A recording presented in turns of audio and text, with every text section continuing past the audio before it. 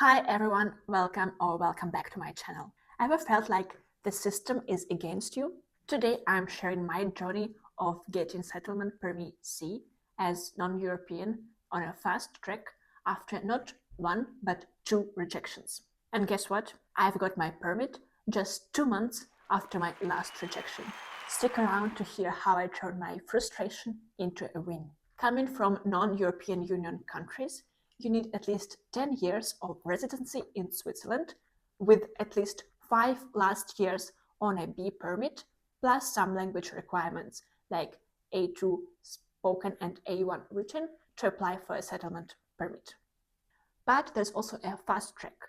If you have lived here for 5 uninterrupted years on a B permit and have higher language level, B1 spoken and A2 written, you can apply for early or fast-track settlement permit C. I chose that path, but the journey was not as smooth as you might think. To give you a bit of a background, I arrived in Switzerland in the end of 2017 for my doctoral studies, and I was issued a B permit as I was working as a doctoral assistant during my PhD. But here's the problem.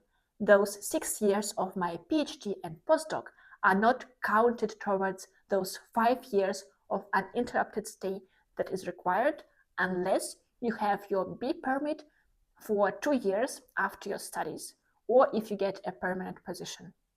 Right after I finished my postdoc, I started a permanent position where I work now, and I decided that it's time to apply for a fast-track C permit. So the list of documents is quite simple. You need a copy of your ID, employment contract, 3 last salary payment slips, and a police extract. Basically the same list that you need to apply for a flat in Switzerland, plus a language certificate. Some people also suggest to add a motivation letter. Some cantons actually require it. Actually, motivation letter also helps with the flat hunting. For my first application, I wrote a motivation letter and added all the requirement documents, only to get a reply that I need to work for more than 1 year at my current job to be eligible to apply for permit C. I was disappointed but not surprised, so I swallowed that rejection and decided to apply in a year. So fast forward to November of last year.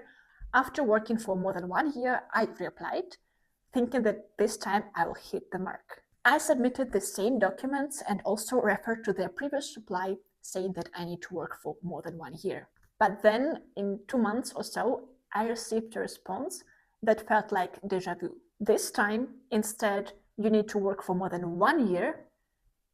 I received exactly the same letter that says you need to work for more than 2 years.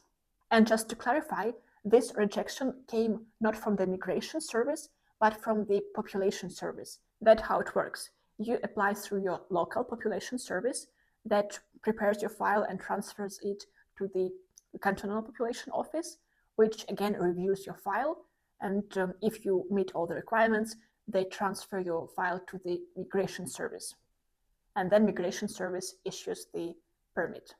I was so mad that I almost called a migration lawyer, but then I thought that if someone else figures out this for me, I would not feel it like my personal win, and of course it would probably cost me a kidney.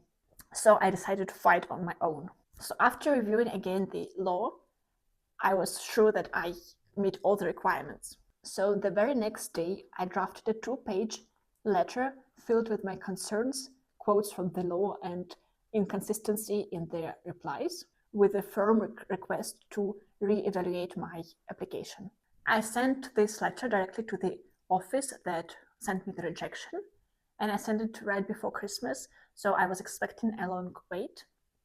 But then in 2 months, right before I was about to follow up on my request, I received a post note that says that I need to pick up a recommended letter from Zurich that requires my signature. And for my 9th residence permit, I already knew what this meant. Success. Yeah, they're all the same, just different letter that means a lot. And the funny part is the tax office almost spoiled the surprise. I headed to the post office first thing in the morning to confirm that I actually get my permit, and guess what? The same day, 2 hours later, I received a regular mail from the tax office saying, since now you have a permanent residency, you would no longer be taxed at source, so please fill this form to estimate your taxes for this year. If I hadn't picked up my permit early in the morning, I would have learned this from the tax office. Final thoughts. I still don't know whether the population office rejected me just because they don't like foreigners or because of their ignorance. I don't know. Let me know in the comments what do you think. But what I know, that if you don't fight for yourself, no one will. And don't get me wrong, I love Switzerland. I deeply appreciate how transparent Swiss laws are. Everything is accessible, and if you know how to navigate it, it works for you. This experience has shown me that while the system does work, sometimes you need to stand up and fight for what you deserve. That's my story. If you don't fight for yourself, no one will. I hope my experience is both helpful and motivating. If it is, please hit that like button and consider to subscribe. I share Swiss experiences that are difficult to find online. Let me know in the comments, would you reapply in my case, or you would wait for another year? If you have any questions, drop them in the comments below. Thanks a lot for watching, and I will see you in the next video.